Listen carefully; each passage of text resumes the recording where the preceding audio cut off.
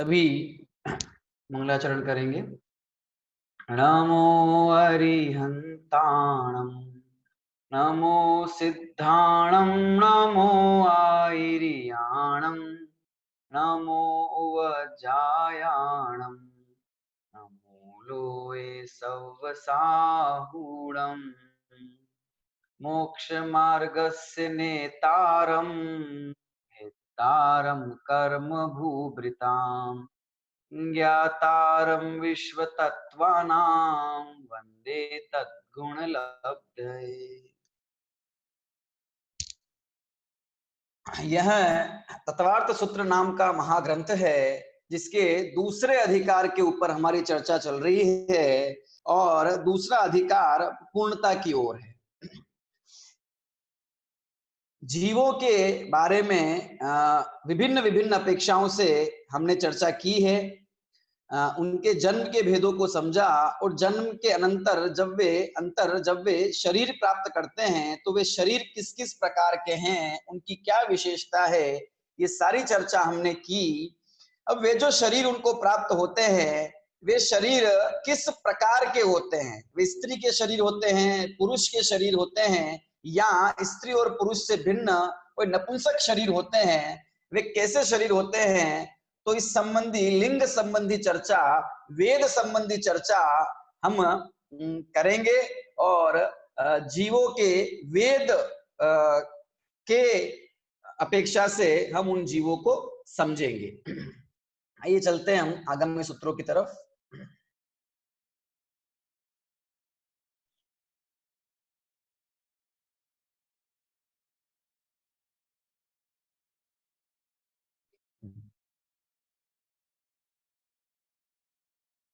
सूत्र क्रमांक 50 आपके सामने है।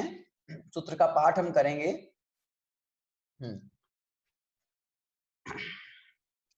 आगामी तीनों सूत्र 50, 51 और 52, ये तीनों ही सूत्र वेद से संबंधित है। वेद का क्या अर्थ है? वेद का अर्थ है लिंग, ठीक है ना। वे जो जीव है वे कौन से लिंग का धारी होता है? पुल्लिंग होता है, स्त्रीलिंग होता है या नपुंसक लिंग होता है? ठीक है, ये तो द्रव्य वेद की चर्चा हो गई। और भाव वेद की भी चर्चा करेंगे कि भाव से उसका वेद कौन सा है। द्रव्य वेद अलग चीज है और भाव वेद एक अलग चीज है, दो चीजें अलग अलग है। भाव वेद का संबंध उस जीव के भावों से है और द्रव्य वेद का संबंध उसके शरीर से है, ठीक है। और इन दोनों के उत्पन्न होने के जो निमित्त भूत कर्म है वो भी जुदा जुदा है, तो दोनों ही तरीके से हम समझेंगे। आइए हम चलते हैं सबसे पहले सूत्र क्रमांक 50 की तरफ। सूत्र पाठ करेंगे। नारक सम्मूर्छिनो नपुंसकानि, नारक सम्मूर्छिनो नपुंसकानि, नारक सम्मूर्छिनो नपुंसकानि। संधि विच्छेद करते हैं हम। सूत्र विच्छेद। नारक डैश सम्मूर्छिनः, नारक डैश सम्मूर्छिनः नपुंसकानि। तीन शब्द हमारे सामने आ गए, एक नारक, दूसरा सम्मूर्छिन और तीसरा नपुंसक। क्योंकि वेद विषय चर्चा है तो यहाँ नपुंसक शब्द से हमें समझना चाहिए कि ये नपुंसक वेद की चर्चा यहाँ पर की जा रही है। वेद की चर्चा हमने पहले भी औदैहिक भावों के विषय में की थी, वहां लिंग शब्द का प्रयोग किया था, गति कषाय लिंग ऐसा करके। जब भी वेद की चर्चा होती है तो उसे मुख्यता से तो भाव वेद से ग्रहण करना चाहिए, पर द्रव्य वेद को भी हमें साथ में समझना चाहिए, ठीक है। तो द्रव्य वेद और भाव वेद दोनों की अपेक्षा से हम इन सूत्रों को समझेंगे, ठीक है। सबसे पहले हम समझते हैं कि ये वेद है क्या। जिसका वेदन किया जाए उसका नाम है वेद। जिसे ये जीव वेदता है उसका नाम वेद, ठीक है। तो वेदन तो प्रत्येक परिणाम का होता है, तो सारे ही वेद होने चाहिए।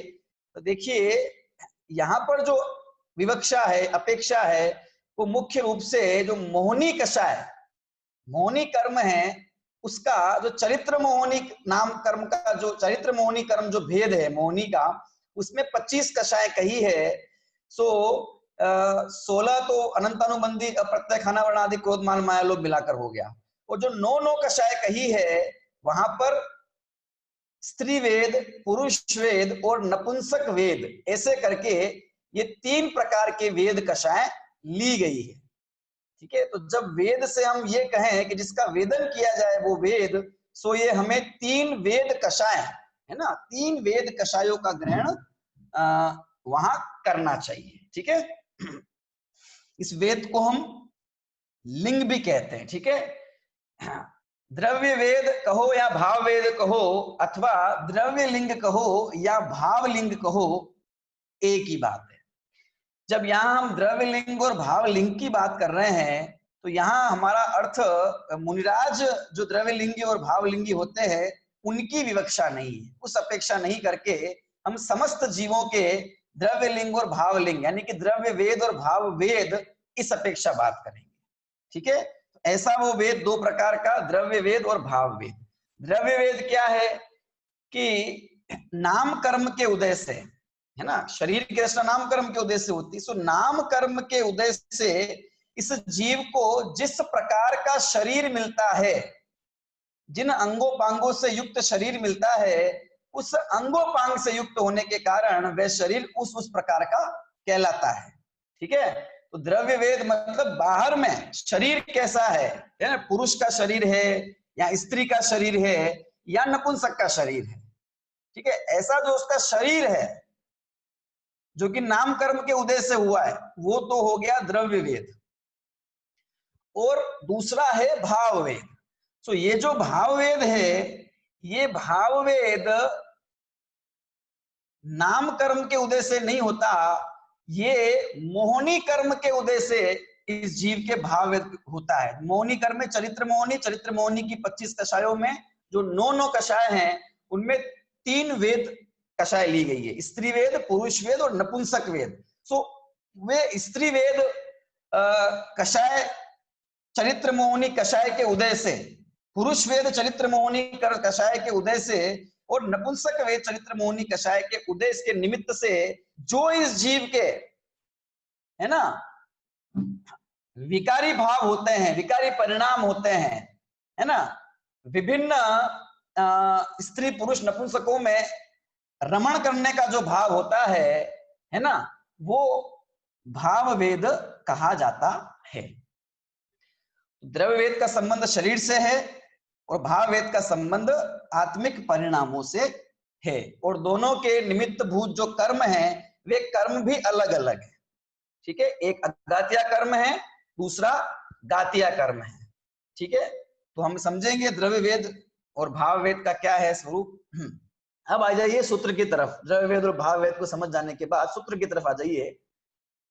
देखिए सूत्र क्या कहता है, नारक सम्मूर्छिनो नपुंसकानी। नारक और सम्मूर्छिन, नारक मतलब जो नरक में पैदा होता है वो नारक। ठीक है, जिसके नरकायु कर्म का उदय हो वो नारक। ठीक है, जो नरक में जो नारकी जीव हैं उन सभी को नारक कहा जाता है। ठीक है, तो वे नारकी और सम्मूर्छिन, सम्मूर्छिन कौन कहलाएंगे, जिनका सम्मूर्छन जन्म होता है वे सम्मूर्छिन कहलाते हैं। सारे सम्मूर्छिन और सारे नारकी नियम से नपुंसक ही होते हैं, नपुंसक वेद के धारी होते हैं। ठीक है, द्रव्य वेद से बात करते हैं। जितने भी नारकी हैं, है ना, पहली भूमि से लेकर और 7वीं भूमि तक के जो नारकी जीव हैं वे सारे, और जितने भी सम्मूर्छन जीव हैं, तो कौन कौन है सम्मूर्छन में पहले पढ़ के आए हैं, 1 इंद्री से लेकर और 4 इंद्री तक के जीव नियम से सारे सम्मूर्छन हैं, और पंचेंद्री के अंदर भी जो मनुष्य और तिर्यंच हैं उनमें सम्मूर्छन मनुष्य और सम्मूर्छन तिर्यंच भी होते हैं। तो जितने भी सम्मूर्छन हैं 1 इंद्रिय से लेकर 5 इंद्रिय तक, और नारकी जो कि 5 इंद्रिय सारे, वे सब के सब क्या होते हैं, नियम से नपुंसक ही होते हैं। नपुंसक होते हैं अर्थात उनका शरीर उस प्रकार का है जो नपुंसक, द्रव्य वेद भी उनके नपुंसक है। और भाव वेद क्या है कि भाव वेद से भी वे नपुंसक होते हैं, द्रव्य वेद से नपुंसक होते हैं और भाव वेद से भी नपुंसक होते हैं। ठीक है ना, द्रव्य वेद तो हमें समझ में आ गया कि जैसा शरीर है वैसा वेद हो गया। भाव वेद का मतलब क्या है समझ लेते हैं, कभी कभी इसमें थोड़ा सा कंफ्यूजन हो जाता है, यद्यपि हमने पूर्व में भी चर्चा की थी, आज हम पुनः करते हैं। द्रव्य वेद की बात नहीं करके हम भाव वेद को समझ रहे। देखिए भाव वेद के भी तीन ही भेद हैं, वही तीन नाम है जो द्रव्य वेद के हैं, पुरुष वेद, स्त्री वेद, नपुंसक वेद। ये भाव वेद के भी ये सेम तीन भेद हैं। तो पुरुष वेद का मतलब है स्त्री के प्रति कामासक्ति की भावना, वासना की भावना, उसके साथ रमण की भावना, भाव, ये पुरुष वेद का उदय है। क्योंकि कषाय है, राग है ना, राग और द्वेष में इसको राग में हम समाहित करेंगे। सो उसका नाम है पुरुष वेद का उदय। ठीक है, विपरीत जो वेद है उसके प्रति भावना। स्त्री वेद का उदय किसे कहेंगे हम? भाव वेद। स्त्री वेद का उदय मतलब पुरुष के प्रति रमणता की भावना, उसे हम कहेंगे स्त्री वेद, स्त्री भाव वेद का उदय। ठीक है, और नपुंसक वेद की दोनों ही के प्रति, स्त्री और पुरुष अथवा स्त्री पुरुष नपुंसक सबके प्रति जो रमण की भावना है, ठीक है, ये नपुंसक भाव वेद कही जाएगी। और द्रव्य तो हमने शरीर के अपेक्षा समझ ही लिया, तो ये हमारी बात समझ में पहले आ जाए तो स्पष्ट विषय हो जाता है, फिर हम द्रव्य वेद भाव वेद को समझ पाते हैं। तो नारकी और सम्मूर्छनी के द्रव्य से भी नपुंसक वेद होता है और इनके भाव से भी नपुंसक वेद ही का उदय पाया जाता है। यानी कि रमण की इच्छा तो है, तज्जनिक कषाय है और कषाय का तीव्र उदय है, लेकिन उस इच्छा की पूर्ति रूप कोई निमित्त वहां पे उपलब्ध नहीं है, सो महादुखी होते हैं। सारे नारकी इस प्रकार से दुख को प्राप्त, क्योंकि कषायों का उदय चलता रहता है, और सारे सम्मूर्छन जीव इस प्रकार से दुख को प्राप्त होते हैं क्योंकि उनके भी कषायों का उदय निरंतर चलता रहता है। इस प्रकार के कषाय का उदय भी आता है, दुखी होते हैं। अब जो एकेंद्रीय इत्यादि हैं, तो वे एकेंद्रीय जीव जो हैं, उन एकेंद्रियों में भी द्रव्य से नपुंसकपना है और भाव से भी उनके अंदर नपुंसकपना है। तो द्रव्य से नपुंसकपना कैसे है कि वह देखो, वह प्रत्यक्ष तो ख्याल में ऐसा विशिष्ट आता नहीं। बोलो वायु का एक जीव जो हमें दिखता ही नहीं है तो हम क्या पता लगाएंगे कौन सा उसको है। ठीक है, तो ये जो है केवल ज्ञान प्रमाण जानना, क्योंकि केवल ज्ञान से ऐसी बात हमें जानने मिलती है, तो उस प्रमाण जानना चाहिए। ठीक है ना, कि वे और कषाय का उदय तो उनके है ही है, क्योंकि वे मिथ्या दृष्टि है नियम से। ठीक है, और समस्त कर्मों का जो है उनके उदय चलता है, इसलिए वे और उसकी पूर्ति के निमित्त भूत, क्योंकि अप्रशस्त कर्म का उदय है ना, अशुभ नाम कर्म का, अशुभ कर्म का उदय है और बाहर में पाप का उदय बहुत अधिक है। तो उस कषाय की पूर्ति रूप, उस प्रकार की इच्छा की पूर्ति रूप वहां पे कोई भी साधन निमित्त प्राप्त नहीं होता है, और सो उससे वे महादुखी रहते हैं और बहुत दुख को भोगते हैं। ठीक है, इसी प्रकार ये तो नियम बता दिया है ना। सम्मूर्छन के अंदर जो पंचेंद्रीय मनुष्य है सम्मूर्छिन, वे भी इसी में आ गए, और तिर्यंच जो सम्मूर्छन है वे भी इसी में आ गए, तो उनके भी इस प्रकार का उदय चलता है। अब जब इन दोनों संबंधी चर्चा कर ली तो ये ज्ञात हुआ कि जो शेष दूसरे जीव हैं इनको छोड़कर उनमें तीनों वेदों का अस्तित्व होना चाहिए, अन्य वेदों का और नपुंसक वेद का उनमें अस्तित्व होना चाहिए। ऐसा एक सहज प्रश्न खड़ा होता है, समाधान प्राप्त होता है सूत्र के माध्यम से। तो उसमें कुछ विशिष्ट बात कहने के लिए सूत्र क्रमांक 51 आचार्य देव लिखते हैं। क्या लिखते हैं देखिए सूत्र क्रमांक 51 में वे, न देवाः, सूत्र क्या है? न देवाः। क्या अर्थ होगा सूत्र का? सूत्र विच्छेद यही है, न देवाः। क्या अर्थ होगा सूत्र का? देव नहीं होते हैं। ठीक है, देव नहीं होते हैं। क्या नहीं होते हैं देव? ऊपर वाले सूत्र से उसकी अनुवृत्ति कर लीजिए कि देव नपुंसक नहीं होते हैं। नारक और सम्मूर्छन जैसे नपुंसक होते हैं, वैसे देव नपुंसक नहीं होते हैं। क्या है सूत्रार्थ देखिए, देव नपुंसक नहीं होते। तो न देवा इतना सूत्र अगर मान लो दे दिया जाए आपको, पूछेगी इसका क्या अर्थ है, तो अगर हमें उसका पूर्वापर सूत्र ध्यान होंगे तो हम बता सकते हैं कि हाँ, तत्वार सूत्र जी में न देवा, इस सूत्र का मतलब यह है कि देव नपुंसक नहीं होते हैं। देव चारों ही प्रकार के जो देव हैं, भवनवासी, व्यंतर, ज्योतिष और वैमानिक, ये चारों ही प्रकार के देवों में नपुंसक पना नहीं पाया जाता है। या तो देव होती है या देवियां होती है, देव होते हैं और देवियां होती है। ठीक है, दो ही प्रकार का वहां पे वेद का उदय होता है। स्त्री पुरुष वेद का, जिनका द्रव्य पुरुष वेद का उदय होता है वे देव कहलाते हैं, और जिनके स्त्री वेद का उदय होता है, स्त्री द्रव्य वेद का, वे देवियां कहलाती है। और एक और बात, इनके भी नियम से द्रव्य वेद और भाव वेद दोनों एक ही होते हैं। द्रव्य वेद और भाव वेद दोनों एक ही होते हैं, यानी कि देव नपुंसक नहीं होते हैं, मतलब देव गति के जो जीव हैं वे पुरुष वेद के धारी होते हैं और स्त्री वेद के धारी होते हैं, और उन दोनों के द्रव्य वेद भी यही होते हैं और भाव वेद भी यही होते हैं। यानी जो पुरुष है, देव है, वह द्रव्य से पुरुष वेदी है, और उसका भाव भी क्या है, उसके पुरुष वेद का उदय, मतलब देवांगना के साथ रमण का भाव उसका होता है। ठीक है, अन्य देव के साथ कभी रमण का भाव हो जाए, इस प्रकार का कभी उसके उदय कषाय का होता नहीं इस प्रकार का। इसी प्रकार से वो जो देवी है वो द्रव्य से स्त्री है ना, और भाव से भी उसके स्त्री वेद का उदय चलता है। इस प्रकार से देवों की व्यवस्था, जो चारों ही प्रकार के देव हैं उनकी ये व्यवस्था पाई जाती है, और उनके इस प्रकार की इच्छा के पूर्ति हेतु जो साधन है वे उनको उपलब्ध रहते हैं। उपलब्ध रहते हैं इसलिए वो सुखी हैं ऐसा नहीं है, दुख तो उन्हें भी, क्योंकि इच्छा ही अपने आप में दुख है। ठीक है, सुख तो तब कहें कि जब इच्छा की पूर्ति हो जाए और खत्म हो जाए, उसके बाद दोबारा इच्छा उत्पन्न नहीं हो, है ना, भोगों को भोगने की, पांच इंद्रिय संबंधी कोई भी, तो वो है इच्छा का अभाव है सुख, इच्छा की पूर्ति सुख नहीं है। इसलिए उनके तो इच्छा की पूर्ति ही नहीं होती, इसलिए वे दुखी हैं, और इनके इच्छा ही कभी खत्म नहीं होती है, वे निरंतर चलती रहती है पांच इंद्रिय के भोग संबंधी, इसलिए ये देव भी दुखी है। ना तो वे नारक सम्मूर्छन सुखी हैं, ना वे देव सुखी हैं, क्योंकि जब तक इस प्रकार की कामेच्छा बनी रहेगी तब तक चाहे उसकी पूर्ति के निमित्त साधन मिले अथवा न मिले, दोनों ही अवस्थाओं में इच्छा का सद्भाव होने के कारण से दुख बना ही रहता है, और वे दुखी ही रहते हैं। जिसके इस प्रकार की कषाय की मंदता होती है अपनी अपनी भूमिका अनुसार यथा योग्य, है ना, जो सम्यक दृष्टि है तो उनके भी यथा योग्य, ठीक है ना, क्योंकि वहां पे संयम, पांचवा गुण स्थान और वो सब होता नहीं है, तो वो सब इस प्रकार से इनका कुछ कषाय की मंदता होने से दुख कम होता है, पर दुख बना रहता है इच्छा के सद्भाव में।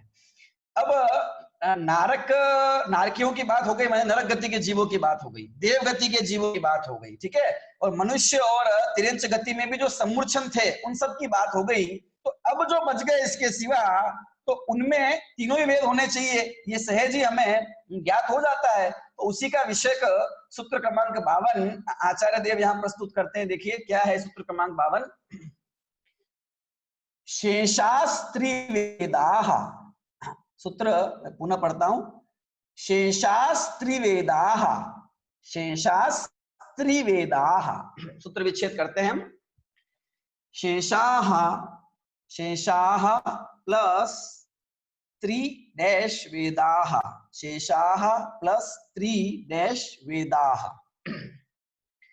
जो शेष बच गए हैं, जो शेष रह गए हैं उनके तीनों ही वेद होते हैं। ठीक है, क्या अर्थ है सूत्र का, देखिए सूत्रार्थ, शेष के सब जीव तीन वेद वाले होते हैं, शेष के सारे जीव तीन वेद वाले, स्त्री वेद, पुरुष वेद, नपुंसक वेद, द्रव्य से भी और भाव से भी।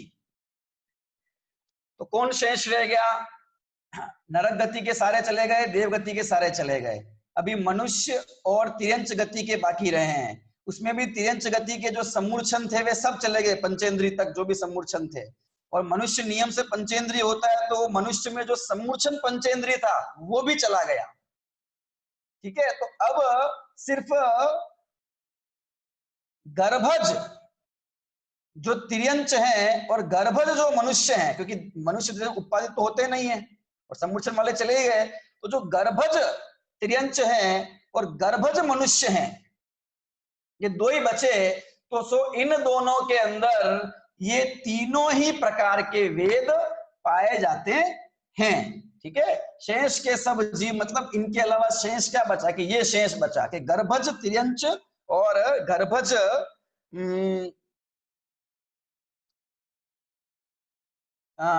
जो मनुष्य हैं वे, ये सब क्या होते हैं? तीनों वेद वाले, यानी कि द्रव्य वेद भी होता है, भाव वेद भी तीनों होते हैं और द्रव्य वेद भी तीनों होते हैं, ठीक है ना।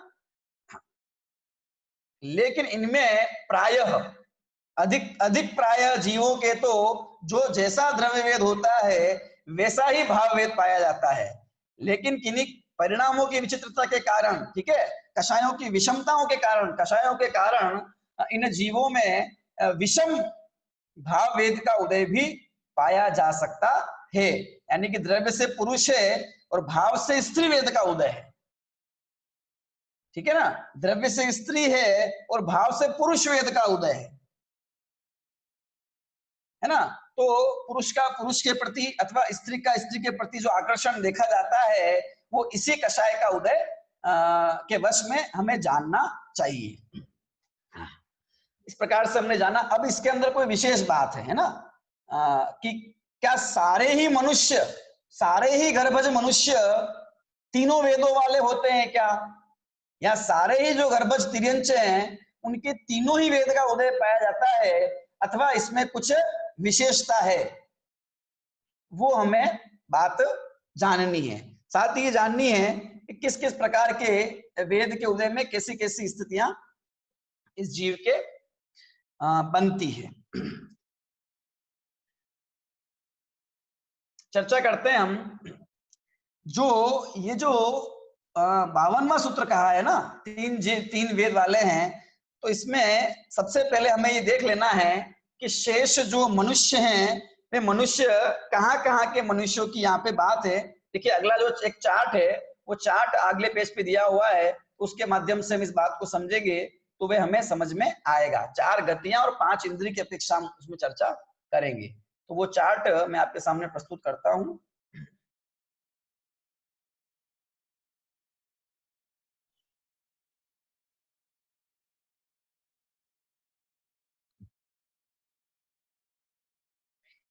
देखिए वेद विषय के एक चार्ट ये दिया हुआ है आपके सामने। नारकी हमने समझ लिए सारे, क्या है नारकी? सारे नपुंसक हैं। देव, देव नपुंसक होते ही नहीं है, न देवा सूत्र ने बता दिया है ना, वे केवल पुरुष और स्त्री, और भाव से भी, ठीक है, भाव से भी वे पुरुष और स्त्री होते हैं। मनुष्य, मनुष्य जो है ढाई द्वीप के अंदर मनुष्य मध्य लोक में पाए जाते हैं, मध्य लोक में भी ढाई द्वीप के अंदर ही मनुष्यों का सद्भाव होता है, ठीक है ना। 2 प्रकार की भूमियां यहाँ है, कर्म भूमि और भोग भूमि, ठीक है ना। उनके बारे में चर्चा हम आगे जो अध्याय हमारे आने वाले हैं, तीसरा अध्याय में करेंगे, पर सामान्य रूप से हम समझ लेते हैं कर्म भूमि जहाँ मनुष्य असी मसी है ना, विद्या वाणिज्य कृषि आदि षट कर्मों से अपना जीवन यापन करता है, वो कर्म भूमि है। और जहां पर कल्प वृक्ष इत्यादि होते हैं उन्हीं से उसे अपने जीवनोपयोगी सामग्री का भोग सामग्री मिलती है, वे भोग भूमियां कहलाती है। कर्म भूमि के जो जीव हैं, कर्म भूमि के जीव 2 प्रकार मनुष्य जो हैं कर्म भूमि में 2 प्रकार के मनुष्य, क्योंकि भोग भूमि हमने जान लिया ना, भोग भूमि में सम्मूर्छन होते ही नहीं है, ठीक है ना। तो कर्म भूमि के अंदर 2 प्रकार के मनुष्य, एक गर्भज एक सम्मूर्छन। तो वो जो गर्भज है, सम्मूर्छन है, वे तो नपुंसक ही है, क्योंकि नारक सम्मूर्छन सूत्र से समझ लिया। जो गर्भज है वे तीनों ही वेद के धारी हैं, स्त्री वेद, पुरुष वेद और नपुंसक वेद, ठीक है। एक विशेष बात ये जानना है कि देखिए द्रव्य में जिस वेद का उदय चलता रहे, क्योंकि द्रव्य वेद का उदय नहीं बदलता है ना, द्रव्य वेद जो पुरुष है वो पुरुष ही रहेगा, स्त्री स्त्री रहेगी, और जो नारकी जो नपुंसक है वो नपुंसक ही रहेगा। स्त्री बदल के पुरुष नहीं हो सकती, पुरुष बदल के नपुंसक नहीं हो सकता, ये नियम है, जीवन भर उसके उस प्रकार के द्रव्य कर्म का उदय रहता है, ठीक है। ये जो हम वर्तमान में कई बार समाचार पत्रों में इत्यादि में ये पढ़ लेते हैं कि इस व्यक्ति ने क्या किया, अपना जेंडर चेंज कर दिया, ठीक है ना, और विशिष्ट प्रकार के सर्जरी और ऑपरेशन के माध्यम से अंग इत्यादि का निर्माण कर दिया। सो सब बातें द्रव्य वेद के विषय में, क्योंकि उसके उस प्रकार का उदय चल रहा है भाव वेद का। सो वो इस पुरुष होकर भी अपने आप को स्त्री समझता है, और स्त्रियों के संग मित्रता और यही इत्यादि, और है ना, और पुरुष के प्रति आकर्षण का भाव इस प्रकार का चलता रहता है, ठीक है। तो वो उस प्रकार की चेष्टा करें, कोई बात नहीं, बाहर से हो सकती, लेकिन वे द्रव्य वेद कभी बदलता नहीं है, क्योंकि नाम कर्म जो है वो है। इसी प्रकार से अन्यों में भी जान लेना, दोनों में, नपुंसक और उसमें, ठीक है ना, वो नहीं चेंज होगा। लेकिन जो भाव वेद है, ये भाव वेद तीनों ही प्रकार के भाव वेदों की सत्ता एक गर्भज मनुष्य के अंदर पाई जा सकती है ना, इसमें ये संभव है। और तिर्यंचों में भी जो गर्भज तिर्यंच है वहां पे संभव है, ठीक है ना। और जीवन में ये परिणाम बदलते रहते हैं, ठीक है ना। ऐसा नहीं है कि नियम से बदलते ही हैं, लेकिन इसमें ऐसा है कि मुख्यतः, जैसे कि मुख्यतः रूप से जिस जीव के जीवन पर एक एक स्त्री भाव वेद का उदय है अथवा पुरुष भाव वेद का, नपुंसक भाव वेद का उदय है, और समय समय पर समयांतर में ये भाव इसके बदलते भी रहते हैं। तो तीनों ही प्रकार के इसके भाव वेदों का उदय रहता है, लेकिन वह चेंज हो सकता है, बदल सकता है, रह सकता है, लेकिन द्रव्य से उसके एक ही वेद का उदय रहेगा, ठीक है। और मुख्यता की दृष्टि से देखेंगे तो जीवन भर एक ही भाव वेद का उदय भी रह सकता है अथवा चेंज भी हो सकता है, ठीक है ना। दूसरा ये एक विशेष बात, हाँ, मनुष्य की हम बात कर रहे हैं। देखिए चार्ट में कर्म भूमि के मनुष्य लिखा हुआ है, और इसमें हमने सम्मूर्छन में तो समझ नपुंसक और गर्भज में तीनों ही प्रकार के ग्रहण कर लीजिए, ठीक है। मनुष्य, अब भोग भूमि के अंदर भी मनुष्य पाए जाते हैं, है ना। भोग भूमियां हैं, ये जो 7 क्षेत्र कहे हैं, इसमें उत्तम, मध्यम और जघन्य भोग भूमियों की बात की है। विदेश क्षेत्र के अंदर भी देव कुरु, उत्तर कुरु, ये भोग भूमियां हैं, ठीक है ना। तो ये जो भोग भूमियां हैं, इन भोग भूमियों में क्या होता है कि मनुष्य को आजीविका, अपने जीवन को चलाने के लिए किसी प्रकार का कर्म नहीं करना पड़ता। 10 प्रकार के कल्प वृक्ष वहां होते हैं, और उसके निमित्त से उसको अपने जीवन के योग्य सामग्रियां जो है वो सारी मिलती रहती है। यहाँ जो जीव पैदा होते हैं वे युगल में पैदा होते हैं, यानी कि स्त्री और पुरुष ही होते हैं, द्रव्य से भी वहां नपुंसक होते ही नहीं है। भोग भूमि के अंदर युगल से पैदा होते हैं, और वे ही जो है कुछ दिनों बाद युवा होकर और जो है आपस में एक पति पत्नी की भांति वे रहते हैं, और वहां नपुंसक नहीं होते हैं, ठीक है। स्त्री और पुरुष ही होते हैं, युगल से होते हैं। और वे जो हैं उनके भी स्त्री के स्त्री वेद का, पुरुष के पुरुष वेद का उदय होता है। वहां भी ये 3 प्रकार के वेद का उदय नहीं पाया जाता है। और म्लेच्छ खंड में भी इस प्रकार की व्यवस्था जाननी चाहिए, ठीक है। जितने म्लेच्छ खंड हैं वहां भी इस प्रकार की व्यवस्था जाननी चाहिए। वहां भी स्त्री और पुरुष ही होते हैं, और वो ही उनके भाव वेद का उदय बना रहता है, ठीक है ना। प्राय तो सभी जैसा द्रव्य वेद का उदय है वैसा ही भाव वेद का उदय, बस कुछ ही जीवो ऐसे हैं कि जिनमें द्रव्य वेद अलग है और भाव वेद तीनों ही प्रकार के हो सकते हैं, ठीक है ना। कुछ ही जीवों में ऐसी बात है। अब हम तिर्यंच की गति की अगर बात करें तो तिर्यंच गति के अंदर देखिए, एक इंद्री से लेकर विकलेंद्री, 2 इंद्री, 3 इंद्री, 4 इंद्री, ठीक है। इनमें तो नपुंसक हो ही गया। अब पंचेंद्री में आ जाइए। पंचेंद्रीय जीव कर्म भूमि में भी पाए जाते हैं और भोग भूमि में भी पाए जाते हैं, ठीक है ना। भोग भूमि में विकलेंद्रीय जीव नहीं पाए जाते हैं। 2 इंद्री, 3 इंद्री, 4 इंद्री, इनकी सत्ता वहां पर होती नहीं है, तो वो बात की भी नहीं है, ठीक है ना। हाँ, पंचेंद्रीय कर्म भूमि और भोग भूमि 2 जगह है ना। यहाँ जो कर्म भूमि में पाए जाते हैं, भोग भूमि में भी तिर्यंच जीव पाए जाते हैं। तो भोग भूमि के जो तिर्यंच हैं वे मनुष्यवती हैं। भोग भूमि के तिर्यंच हैं उनमें भी मनुष्य के समान स्त्री और पुरुष ही होते हैं, और उनमें स्त्री वेद और पुरुष वेद का ही उदय चलता रहता है, ठीक है। और जो पंचेंद्री जो है उनमें जो कर्म भूमि के जो तिर्यंच हैं उनमें सम्मूर्छन जो तिर्यंच हैं, पंचेंद्री सम्मूर्छन, वे तो नपुंसक हैं। और जो गर्भज हैं, पंचेंद्री जो गर्भज हैं, उनमें देखिए मनुष्य के समान तीनों ही वेद का उदय पाया जाता है। अर्थात वे द्रव्य से पुरुष वेदी, स्त्री वेदी, नपुंसक वेदी हो सकते हैं, भाव से उनके तीनों ही वेदों का उदय चल सकता है। विषम वेद का उदय भी, द्रव्य वेद से विषम वेद का उदय भी उनके कषाय के उदय से इस प्रकार का भाव होता है और हो सकता है, ठीक है। इस प्रकार से 4 गतियों में हमने ये वेद संबंधी चर्चा की है कि चारों ही गतियों के किस किस प्रकार का द्रव्य वेद होता है और किस किस प्रकार का भाव वेद होता है। जहां मनुष्य और तिर्यंच गति में कुछ विशेष जो चर्चा थी कि कहां नियम से द्रव्य भाव वेद कौन कौन से होते हैं वो हमने जाना। इसी को अगर अपन इंद्री की अपेक्षा इसको अपन लेंगे तो इंद्री 4 गति की अपेक्षा बात कर ली हमने, अगर इंद्री की अपेक्षा बात करेंगे तो भी ये बात समझ में आ जाएगी। देखिए 1 इंद्री, 2 इंद्री, 3 इंद्री, 4 इंद्री, ये सारे के सारे द्रव्य भाव दोनों से क्या है, नपुंसक है। ठीक है, इंद्री, 5 इंद्री के अंदर 2 भेद कर दीजिए, एक सम्मूर्छन और एक गर्भज, 3 कर दीजिए, क्योंकि 5 इंद्री में गर्भ, सम्मूर्छन, गर्भज, औपादिक। तो जो सम्मूर्छन है वे भी नपुंसक हैं द्रव्य भाव से, तो वो भी चले गए। ठीक है, अब 5 इंद्रिय के अंदर जो गर्भज हैं, तो कौन कौन है गर्भज के, तिर्यंच और मनुष्य, ये गर्भज हैं 5 इंद्रिय के अंदर। ठीक है, तो इनमें तिर्यंच और मनुष्य, इनमें 5 इंद्रिय तिर्यंच और मनुष्य में कुछ नियम दिए हुए हैं भोग भूमि संबंधी, उनको छोड़कर, है ना, तीनों ही प्रकार के द्रव्य वेद हो सकते हैं और तीनों ही प्रकार के उनके भाव वेद हो सकते हैं। ठीक है, और औपाधिक जन्म वाले कौन है पंचेंद्रिय के अंदर, के नारकी और देव हैं। सो नारकियों के तो नपुंसक ही द्रव्य भाव वेद होता है नियम से, और देवों के अंदर नपुंसक नहीं होता है। पुरुष जो है वो पुरुष द्रव्य भाव वेद के धारी होते हैं, और स्त्रियां जो है वो स्त्री द्रव्य भाव वेद की धारी होती है। तो इस प्रकार ये 4 प्रकार की गतियों में और 5 प्रकार की इंद्रियों से हमने ये वेद विषयक चर्चा को समझा है, लिंग विषयक चर्चा को समझा है। अब जो ये बाहर में हमें ये सब देखने मिलता है, पढ़ते हैं इत्यादि की भी, ये 4 इंद्रिय तक के जीव है ना, इनमें भी ये नर और मादा का जो भेद कर दिया जाता है ना, मच्छर, मधुमक्खी, चींटी, और इन सब में ये नर है, ये मादा है, ये स्त्रीलिंग है, ये पुल्लिंग है। सो वो आगम से प्रमाणित नहीं ठहरता है, क्योंकि नियम से सम्मूर्छन जो सारे हैं वे सारे के सारे नपुंसक ही होते हैं, द्रव्य से भी और भाव से भी।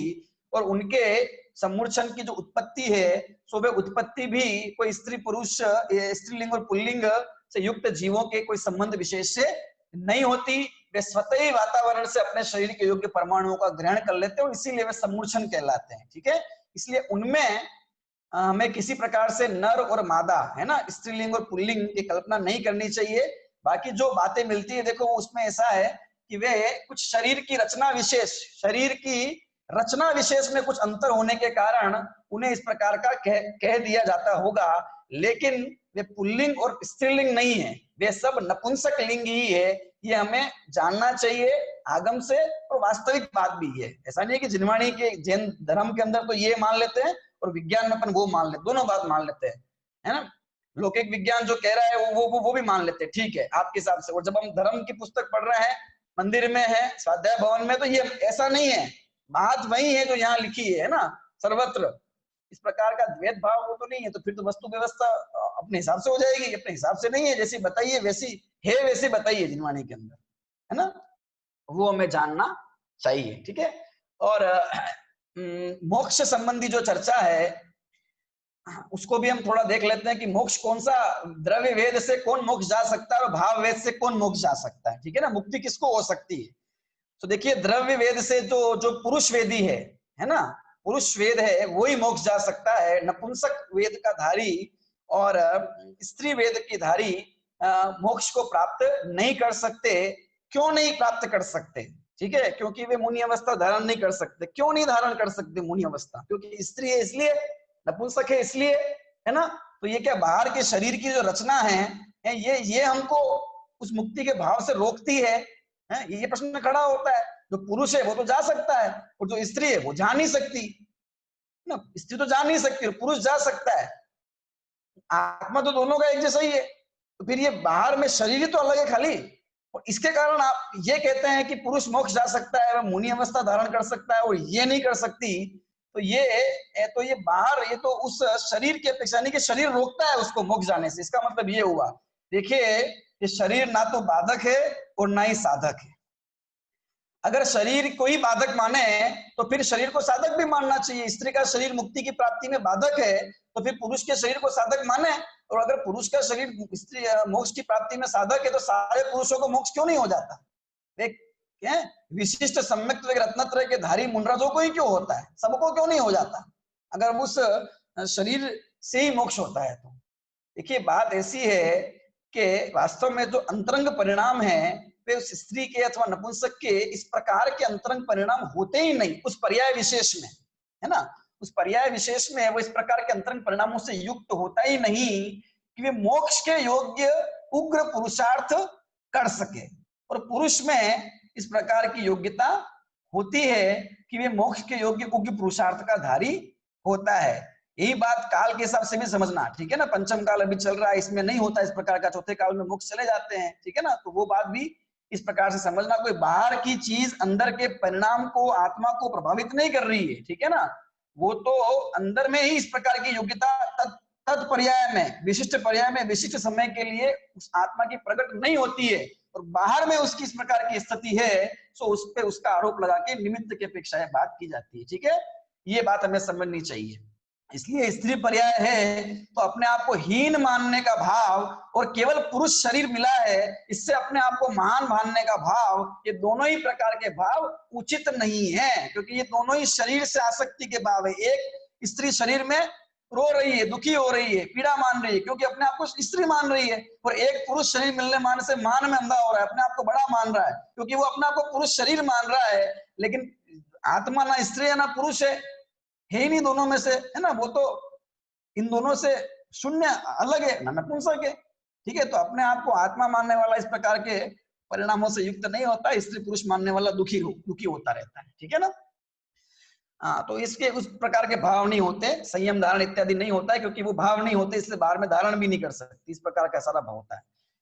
और भाव वेद की अगर बात करें तो भाव वेद के अंदर तीनों ही भाव वेद का धारी, ठीक है ना। द्रव्य से तो पुरुष ही होना चाहिए नियम से, पर भाव से तीनों ही प्रकार के भाव वेद उसे अगर उसके उदय हो कषायों का, और उससे कोई दिक्कत नहीं है, ये मोक्ष पद की प्राप्ति करता है, क्योंकि इस वेद नाम की जो कषाय है, नो कषाय है, इस वेद कषाय का अंत मुनिराज के 9वें गुण स्थान में हो जाता है, ठीक है। और उसके बाद तो वे द्रव्य से तो वे रहते हैं, तो द्रव्य वेद कोई दिक्कत नहीं पैदा करता, दिक्कत तो भाव वेद की है ना। ये कषाय दिक्कत पैदा करने वाली है, दुखी करने वाली कषाय है, ये द्रव्य वेद कोई दुखी नहीं करता, ठीक है ना। क्योंकि द्रव्य वेद अगर नुकसान करने वाला होता तो फिर ये जीव कभी अनंत नहीं बन सकता था, क्योंकि पुरुष वेद का उदय चल रहा है, वहां पे भी पुरुष है वे भी, फिर वे कभी भगवान कैसे बन जाते हैं। लेकिन जो भाव वेद है ना, आत्मा से खिसक कर और पर पदार्थ पर पुरुष स्त्री नपुंसक में रमणता का भाव, ये दुखदायक है, ये तो इसका अभाव हो जाता है 9वें गुण स्थान में पूर्ण रूप से। और फिर वहां से वे जीव अपगत वेदी, जिसके वेद भाव वेद का जिसके उदय नहीं है, तो उसे एक शब्द दिया है अपगत वेदी, वो अपगत वेदी कहलाता है, ठीक है। और ये अपगत वेदी मुनराज होते हैं, 9वें गुण स्थान में अभाव हो गया, वहां से लेकर वो फिर 10वें 11वें 12वें 13वें 14वें गुण स्थान वर्ती 15वें, और फिर इसके बाद जो गुण स्थानातीत है वे तो अपगत वेदी है ही, और वे द्रव्य से भी अपगत वेदी और भाव से भी अपगत वेदी। सिद्ध भगवान के जो शरीर नहीं है तो भाव वेद तो है नहीं, द्रव्य वेद भी उनके नहीं होता है। प्रकार से वेद विषय चर्चा जाननी चाहिए। और जो ये कहता है कि स्त्री भी मोक्ष जा सकती है ना, तो वो चर्चा आगम के अनुसार पूर्ण रूप से गलत सिद्ध होती है। कई जगह ये कोई ये मानते हैं कि जो 19वें तीर्थंकर हैं मल्लीनाथ भगवान, वे स्त्री हैं, ठीक है, उन्हें स्त्री पर्याय से मुक्ति हुई है, इस प्रकार की मान्यता भी किसी जैन संप्रदाय में मानी जाती है, ठीक है। सो वो नितांत गलत है, झूठ है, ऐसा आगम के आधार से हो नहीं सकता। द्रव्य से पुरुष ही होना चाहिए और वही मुक्ति को प्राप्त करता है। और मुक्ति जो है वो पुरुष होने से और स्त्री नहीं होने से होती और रुकती नहीं है, वो तो आत्मिक उग्र पुरुषार्थ होने से हो जाती है, और वैसा पुरुषार्थ नहीं होने से नहीं होती है। सो मैं स्त्री और पुरुष और नपुंसक हूं, इस प्रकार के भावों से मुक्त होके